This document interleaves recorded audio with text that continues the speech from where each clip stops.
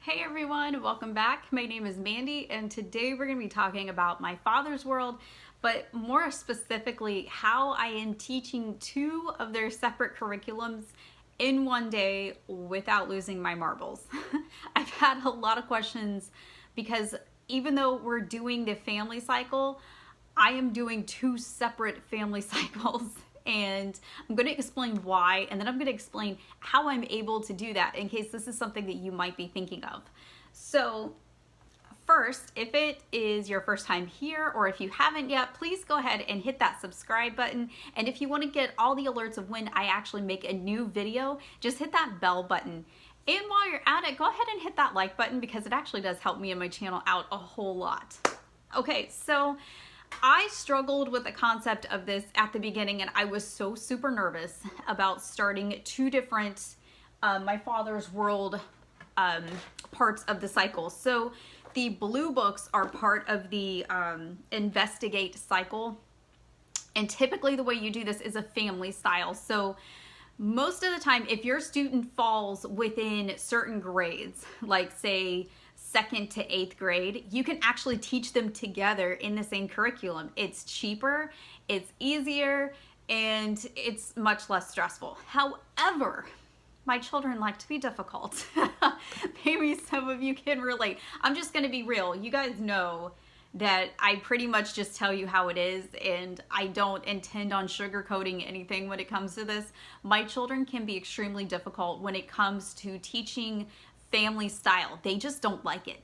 I know all of the pretty Pinterest pictures just show, all those Instagram pictures, they just show all those families working together in this cute little farmhouse style table, and there's gather written on the wall, and yeah, that does not happen in my world, okay? I am very much just a normal parent with normal kids who just like to work independently.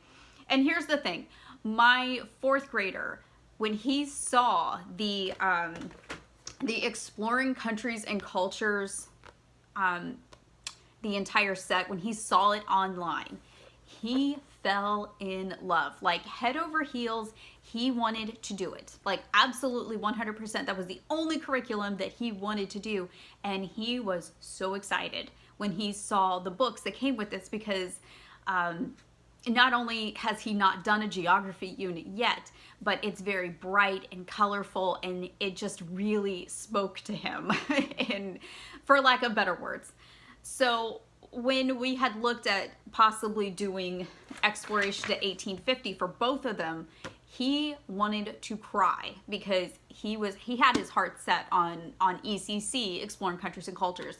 So my oldest, who is now in 8th grade, who is doing Exploration to 1850, he was like, but Mom, I already did ECC. I really don't want to do it again, and I want to move to American history because he's my little history buff. So I had a mom predicament here, you know? So I said, okay, if this is what you guys want and this is going to make things smoother, then I'll buy two. And I will figure it out, because if I have any motto, it is I will figure it out. And that is just the way that I have run everything from my business to my family to the laundry. I will figure it out. So my insane self bought two of these, and I am not kidding you guys. My father's world called me up and said, are you crazy? And I had to explain to them, you know, this is just my family. So I have a process of how I figured this out, you guys. I have a process, and I'm going to explain it to you.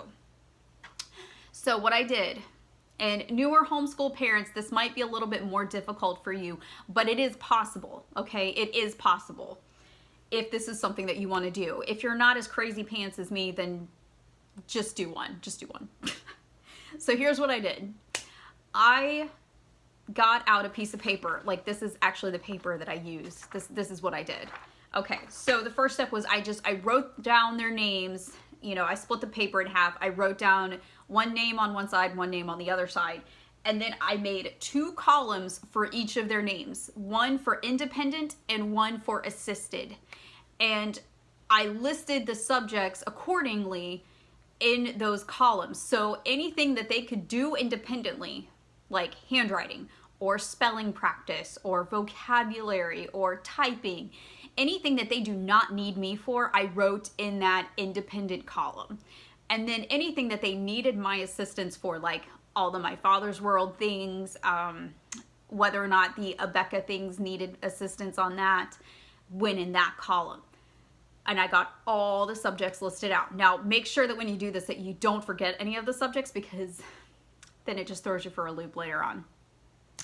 Now then, I took a step back and I kind of just thought about our day. Like, every homeschool is going to be different. Every homeschool day is going to be different, and every child is different. So really, a lot of this comes from experience and working it out day to day. Now, we are in our second week of school right now. So we did all last week with me trying to do this at the same time, and it was just like, okay, I gotta fix this. I was able to do this in about 10 minutes, and it just revitalized this entire week for me, which is why I'm telling you.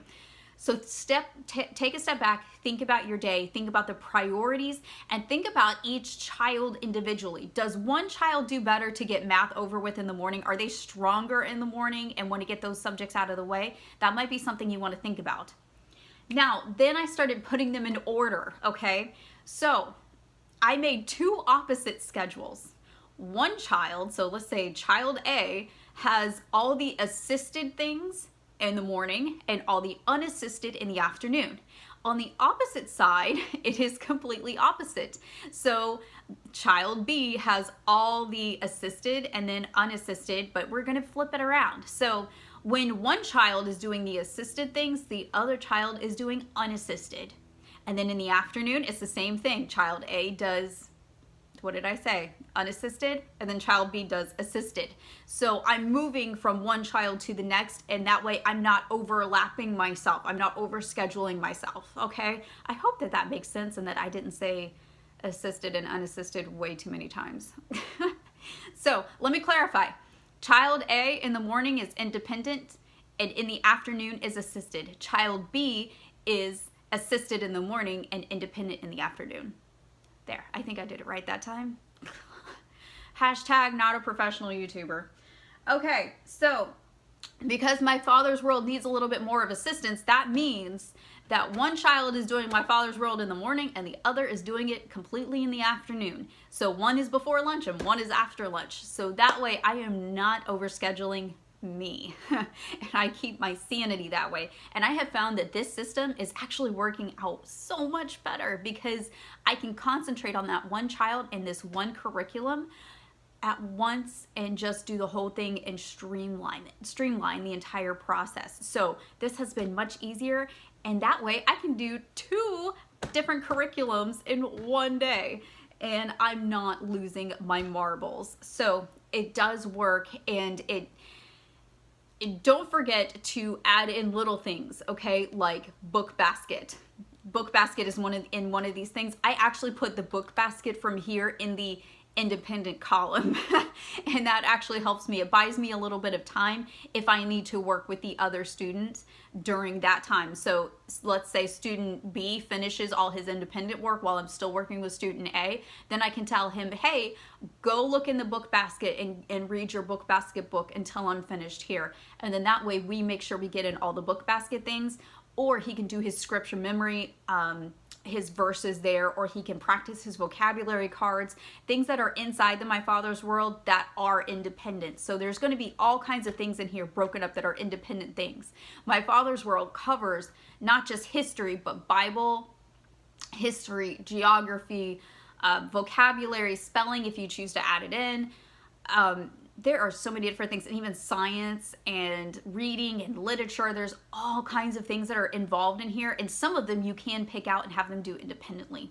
So is it difficult? Yes. Is it impossible? Absolutely not, and you can do it. If I can do it, then you can do it. All right, guys, that's all I have for you today. If you have any questions or just want to tell me that I have lost my mind, go ahead and do that right down below in the comments. Just be nice, okay? All right, guys, I will see you in the next video, and I hope you have a great rest of your day.